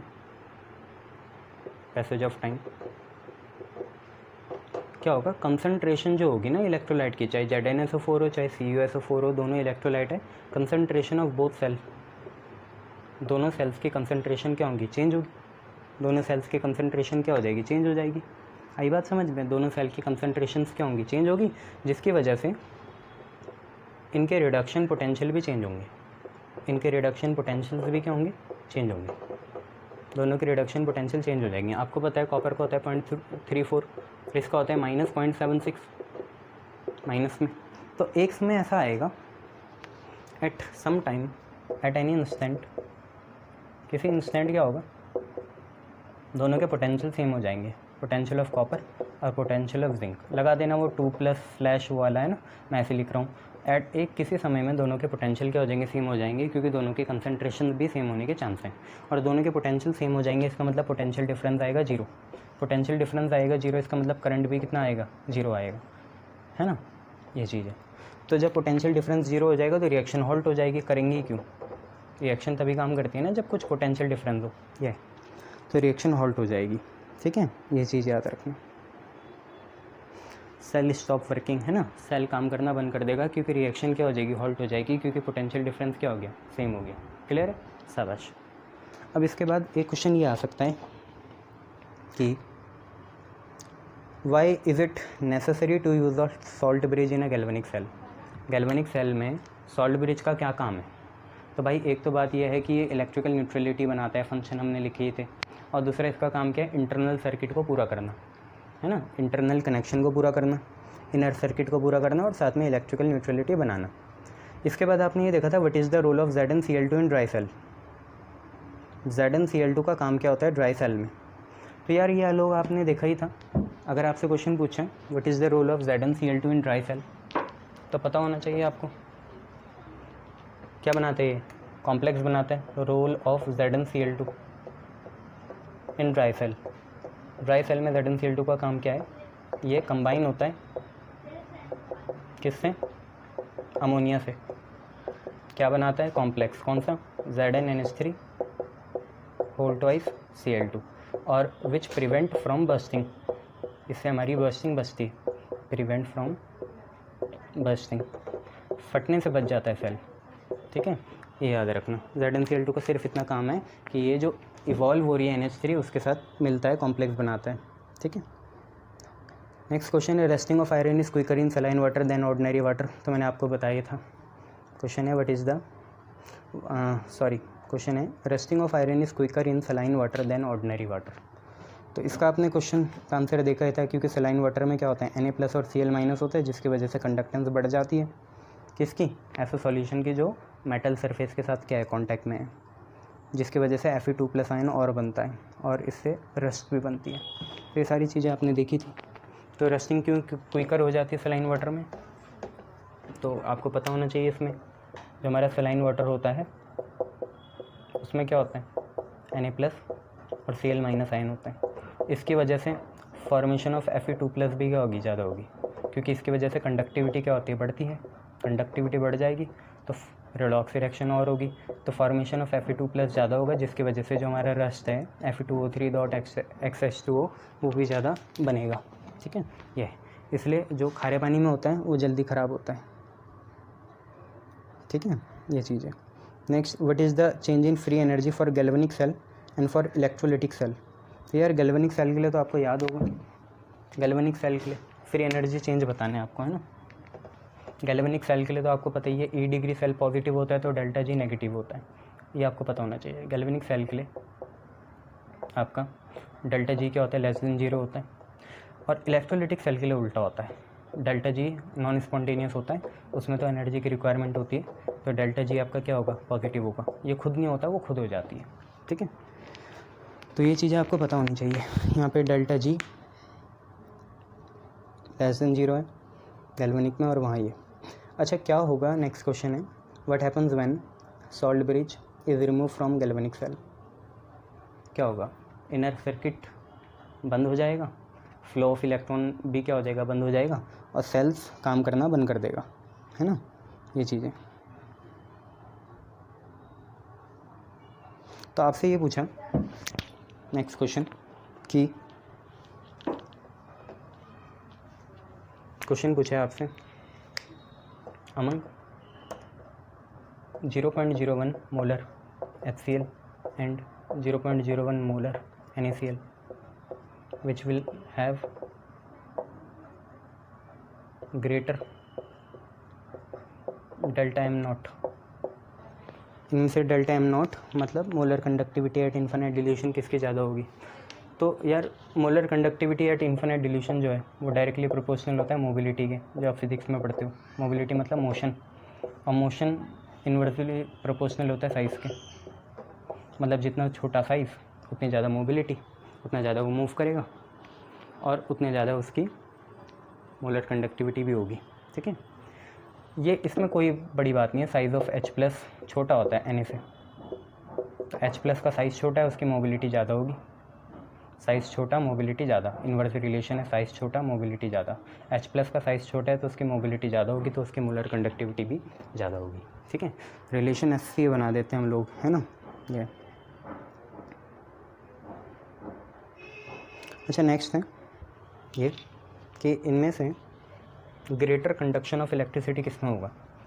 question है which one have greater conduction of electricity, which one will have greater conduction of electricity.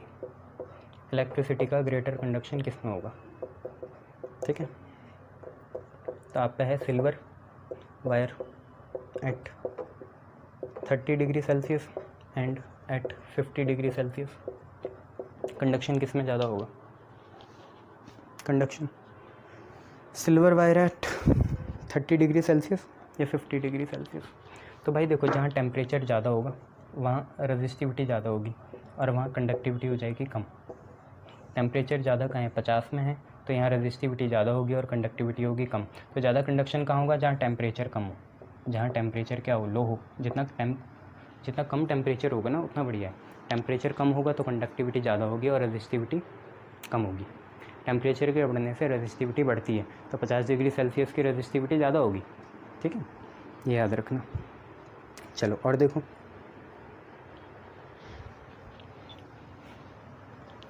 Next देखो, यही है, इसी का ही सेकंड टाइप है, कंडक्शन का ही बताना है। दूसरा है 0.1 molar acetic acid CH3COOH and 0.01 molar acetic acid,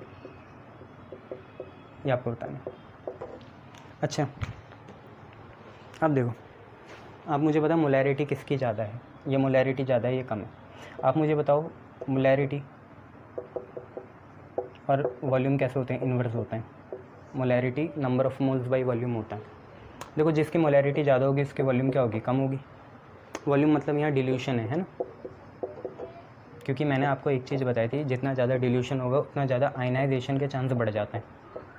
ionization के चांस बढ़ जाते हैं, और जितना ज़्यादा आयनाइजेशन बढ़ता है उतना ज़्यादा कंडक्टिविटी भी बढ़ती है। आयन्स ही तो कंडक्ट करते हैं ना, तो जितने ज़्यादा आयन्स बनेंगे, जितने ज़्यादा वो आयनाइज होंगे, जितना ज़्यादा वो बनेंगे उतनी ज़्यादा कंडक्टिविटी होगी। तो पूरी कहानी क्या है कि जहाँ वॉल्यूम ज़्यादा होगी, जहाँ डिल्यूशन ज़्यादा होगा वहाँ आयनाइजेशन ज़्यादा होगा, और जहाँ आयनाइजेशन ज़्यादा होगा वहाँ पे ज़्यादा आयन्स होंगे पर यूनिट वॉल्यूम, तो वहाँ पे कंडक्टिविटी बढ़ जाएगी। तो आपको ये देखना है कि देखो, मोलैरिटी पहली बात कम कहाँ है, यहाँ मोलैरिटी कम है, वो 0.1 है या 0.01 है। तो 0.01 की मोलैरिटी कम है तो उसकी वॉल्यूम होगी ज़्यादा, क्योंकि उसकी मोलैरिटी क्या है, कम, तो उसकी वॉल्यूम होगी ज़्यादा। अगर उसकी वॉल्यूम ज़्यादा है मतलब उसका डिल्यूशन और अच्छे तरीके से हुआ और अच्छे एक्सटेंट में हुआ, तो डिल्यूशन उसका ज़्यादा है। डिल्यूशन ज़्यादा है तो उसके पर यूनिट वॉल्यूम में आयनाइजेशन ज़्यादा होगा, आयनाइजेशन ज़्यादा होगा तो उसमें आयन्स ज़्यादा बनेंगे, और अगर आयन्स ज़्यादा बने तो उन आयन्स की वजह से कंडक्टिविटी भी बढ़ जाएगी। ठीक है, तो यहाँ पे सारा खेल डिल्यूशन का है। पहला खेल टेम्परेचर का था, यहाँ पे सारा खेल था डिल्यूशन का। तो मोलैरिटी देखो, जितनी कम मोलैरिटी उतना ज़्यादा वॉल्यूम, जितनी ज़्यादा वॉल्यूम उतना ज़्यादा आयनाइजेशन, जितना ज़्यादा आयनाइजेशन उतनी ज़्यादा कंडक्टिविटी, ये याद रखना। ठीक है,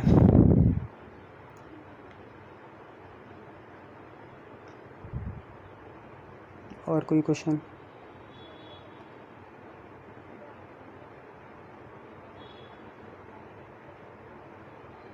चलो एक क्वेश्चन और देख लो, फाइनल। क्या है? आपसे बोला वाई ऑन डिल्यूशन, डिल्यूशन के समय मतलब पानी बढ़ाने के समय delta M lambda M of CH3 COOH increase करता है, वाइल CH3 COONA का डिक्रीज़ होता है ना। इसका इंक्रीज़ करता है, दोनों का इंक्रीज़ करता है, पर इसका इंक्रीज़ करता है ड्रास्टिकली, बहुत तेज़ी से, बहुत तेज़ी से, वाइल इसका ग्रेजुअली करता है, आराम आराम से।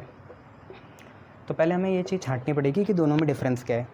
तो देखो CH3 COONA एक सॉल्ट है, तो ये स्ट्रॉन्ग इलेक्ट्रोलाइट है, CH3 COOH है वीक इलेक्ट्रोलाइट। ठीक है, अब डिल्यूशन के समय क्या होता है? डिल्यूशन के समय आयनाइजेशन ज़्यादा होता है, और हमने डीबी हकल थ्योरी जो थी उससे हमने ये पढ़ा था कि जो हमारे वीक इलेक्ट्रोलाइट होते हैं, स्ट्रॉन्ग का तो सैचुरेशन आ जाता है, वीक एकदम से जंप मारते हैं, पीक मारते हैं। ठीक है, या आपने क्लास 11th में ये भी पढ़ा था कि जो ओसवाल्ड डिल्यूशन लॉ होता है, ओसवाल्ड का डिल्यूशन लॉ, ओसवाल्ड का डिल्यूशन ये लॉ ये बोलता है कि स्ट्रॉन्ग इलेक्ट्रोलाइट तो इसे फॉलो नहीं करते, जैसे CH3 COONA इसे फॉलो ही नहीं करता, पर जो हमारे वीक इलेक्ट्रोलाइट होते हैं जैसे CH3 COOH, तो उनके लिए ओसवाल्ड डिल्यूशन लॉ ये बोलता है कि जो डिग्री ऑफ डिसोसिएशन है अल्फ़ा, वो डायरेक्टली प्रोपोर्शनल होता था रूट ऑफ डिल्यूशन, मतलब जितना ज़्यादा डिल्यूशन होगा उतना ज़्यादा डिग्री ऑफ डिसोसिएशन होगा। डिग्री ऑफ डिसोसिएशन क्या होता था? नंबर ऑफ आयन्स डिसोसिएटेड, है ना। तो जितना ज़्यादा डिल्यूशन होगा किसी वीक इलेक्ट्रोलाइट के लिए था ओसवाल्ड डिल्यूशन लॉ, जितना ज़्यादा डिल्यूशन होगा मतलब जितना ज़्यादा हम पानी बढ़ाते रहेंगे उतना ज़्यादा डिग्री ऑफ डिसोसिएशन भी बढ़ेगा, इसका मतलब आयन्स बढ़ जाएंगे। और ये सिर्फ फॉलो कौन करता है? वीक। तो वीक तो सही चल रहा है, क्योंकि जितना ज़्यादा हम डिल्यूशन कर देंगे एक समय कुछ नहीं हो रहा था, 5 सेकंड पहले कुछ नहीं होता, 6वें सेकंड में हमने पानी बढ़ा दिया 5 लीटर, तो क्या होगा? एकदम से Ostwald dilution law weak electrolyte के लिए फेवर करेगा, क्योंकि एकदम से 6ठे सेकंड में हमारा डिल्यूशन बढ़ गया, तो उसका डिग्री ऑफ डिसोसिएशन भी उसी समय बढ़ेगा, ड्रास्टिकली बढ़ेगा, जबकि इसको कोई फ़र्क नहीं पड़ता स्ट्रॉन्ग वाले को। या तो आप पुराना वाला लगाओ डेवी हकल थ्योरी, कि डेवी हकल थ्योरी क्या बोलते हैं? डिल्यूशन की वजह से स्ट्रॉन्ग पे तो कोई फ़र्क नहीं पड़ता, पर वीक एकदम से पीक मारता है, एकदम से उसका आयनाइजेशन होता है। ठीक है, तो ये चीज़ें आप लोगों को याद रखनी पड़ेंगी। ठीक है भाई, शाबाश। और है इसमें कुछ बढ़िया?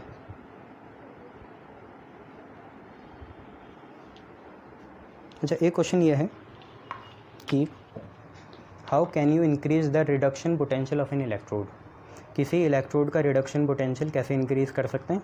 तो इसमें सिंपल बात है, मोलर कंसंट्रेशन बढ़ा दो आप आयंस की, by increasing the molar conductor concentration of the ions. ठीक है, एक क्वेश्चन ये है कि हाइड्रोजन जो आपका इलेक्ट्रोड था, स्टैंडर्ड हाइड्रोजन इलेक्ट्रोड FHE, उसमें प्लैटिनम फॉइल का क्या यूज़ होता है? तो भाई वो इलेक्ट्रॉन के फ्लोज को देखता है, it governs the, it controls the inflow and outflow of the electrons, ये याद रखना। ठीक है, शाबाश।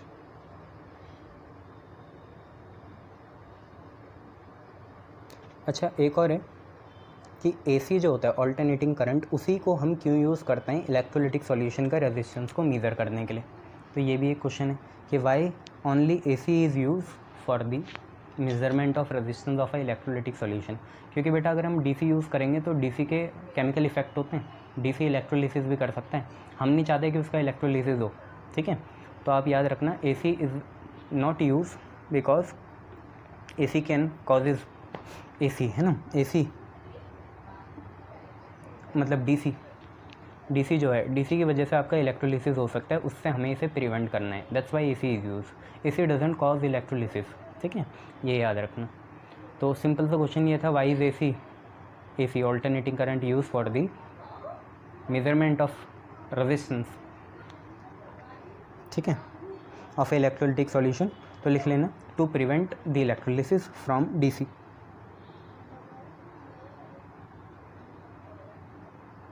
और कोई क्वेश्चन?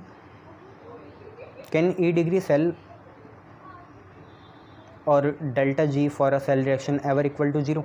E डिग्री सेल 0 कहाँ से होगा यार, 0 तो नहीं हो सकता है ना, ये याद रखना। अच्छा, एक क्वेश्चन और है, ड्राई सेल में तो कुछ होता है पर मरकरी सेल में कांस्टेंट पोटेंशियल देता है वो, मतलब अनलाइक ड्राई सेल का तो देखो वेरी करता है, 1.2 से 1.5 हो सकता है, पर जो हमारा मर्क्यूरी सेल है वो कांस्टेंट वोल्टेज देता है। तो आपको पता है इसमें कोई आयंस पार्टिसिपेट नहीं करते ओवरऑल रिएक्शन में, दैट्स वाई आयंस पार्टिसिपेट नहीं करेंगे तो कोरोजन नहीं होगा, है ना। उसके बाद यही है आप पे एक क्वेश्चन है कि जैसे CH3COOH है, ठीक है, CH3COOH जो है उसकी कंडक्टिविटी डिल्यूशन में डिक्रीज़ क्यों करती है, डिल्यूशन में कंडक्टिविटी डिक्रीज़ क्यों करती है? तो यार आपको पता है कि कंडक्टिविटी डायरेक्टली प्रोपोर्शनल होती है किसके, नंबर ऑफ आयंस के। कंडक्टिविटी डायरेक्टली प्रोपोर्शनल होती है नंबर ऑफ आयंस के। अब मान लो डिल्यूशन से पहले की बात यह है, तुम पे 10 लीटर था, तो 10 लीटर में मान लो 100 आयन थे, 10 लीटर में मान लो 100 आयन थे, तो 1 लीटर में कितने हुए, 10 आयन हुए, 1 लीटर में कितने हुए, 10 आयन हुए। क्लियर है इतनी बातें? अब तुमने डिल्यूशन कर दिया, मान लो तुमने 90 लीटर और डाल दिया, तो पहले 10 लीटर था और अब 90 लीटर हो गया, तो कुल मिला के कितना हुआ, 100 लीटर हो गया। पर आयंस तो उतने ही है, पर अब 100 लीटर में कितने आयंस हो जाएंगे, 100 ही रहेंगे। पहले 10 लीटर में 100 आयन थे, मतलब 1 लीटर में 10 आयन थे, पर अब क्या हुआ, अब 90 और जोड़ा तुमने डिल्यूशन की वजह से, तो अब तुम्हारे 100 लीटर में सिर्फ कितने आयंस हैं, 100 ही आयंस हैं। तो अब 100 में 100 है, मतलब 1 में 1 है, तो अब 1 लीटर में सिर्फ 1 आयन है, और पहले कितने थे, 1 लीटर में 10 थे। तो आपको पता चला नंबर ऑफ आयंस पर यूनिट वॉल्यूम क्या हो गई, कम हो गई, दैट्स वाई, है ना। क्वेश्चन क्या था आपका, दोबारा मैं रिपीट कर दूं, कहीं आपको रिवर्स ना करनी पड़े वीडियो।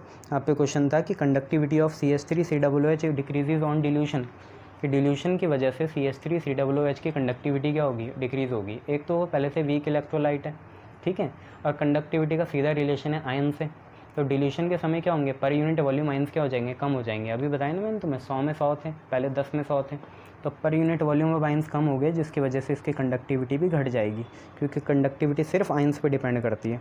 क्लियर है बच्चे, शाबाश। अच्छा, अगर किसी का E डिग्री वैल्यू नेगेटिव है, जैसे जिंक का होता है E डिग्री Zn/, ये देखा था ना तुमने, E डिग्री Zn2+/Zn आपका -0.76 आया था वोल्ट, ठीक है। तो इसका नेगेटिव मतलब क्या है, ये नेगेटिव मतलब क्या सिग्निफाई करता है, तो आपको हाइड्रोजन के बेस पे ही बोलना पड़ेगा भाई। इसका नेगेटिव मतलब ये सिग्निफाई करता है कि ये ज़्यादा रिएक्टिव होगा, किससे, हाइड्रोजन से। इट इज़ मोर इलेक्ट्रोपॉजिटिव और रिएक्टिव देन हाइड्रोजन, ठीक है। ये इसका मतलब ये हाइड्रोजन को रिड्यूस कर सकता है और ख़ुद क्या हो सकता है, ऑक्सीडाइज हो सकता है, ये आप बोल सकते हो, ठीक है, शाबाश। कुछ और क्वेश्चन अगर मुझे अच्छे दिखें तो एक क्वेश्चन है, आपको बताना है कौन सा लॉ या प्रिंसिपल लग रहा है कि when 96500 coulombs of electricity is pass through a acidified water 5 से 6 litre of oxygen at HTP is liberated at the anode.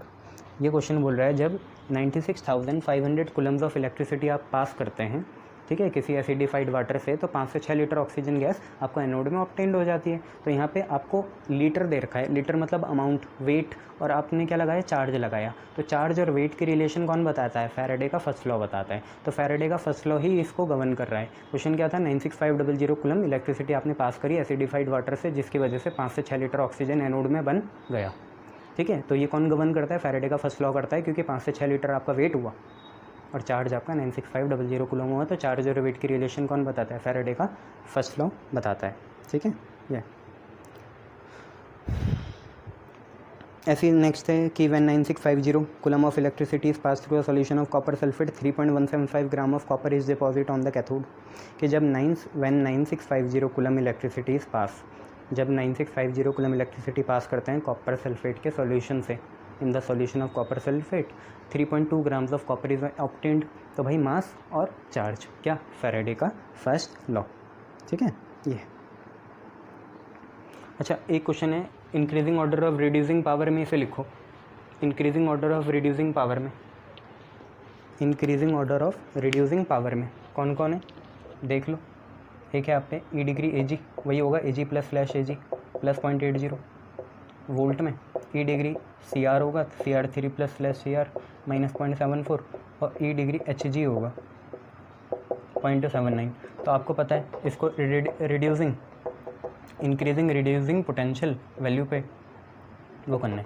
तो रिडक्शन में सबसे नेगेटिव बाद में आएगा, सबसे पॉजिटिव पहले आएगा। तो पहले ए जी आएगा, फिर उससे और छोटा पॉजिटिव कौन है, एच जी, फिर सबसे नेगेटिव कौन है, सी आर।